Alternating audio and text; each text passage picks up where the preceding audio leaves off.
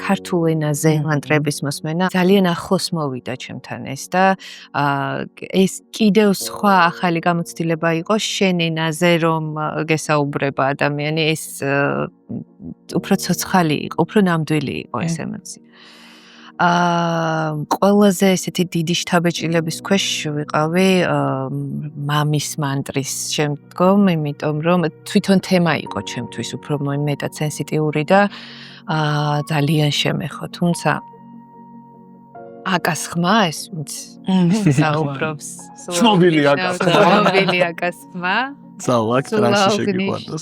ხო, ეს მართლა საოცარია და მუდმივად უნდა ისაუბროს. მე მგონი უნდა გააკეთონ მანტრები აკას ხმის ცალკე. კი, აუცილებლად. ცალკე პროდუქტად გამოუშვი. ცალკე პროდუქტია, უკვე არის ეს ცალკე პროდუქტი და ნამდვილად ძალიან ესეთი ღრმად გეხება და ძალიან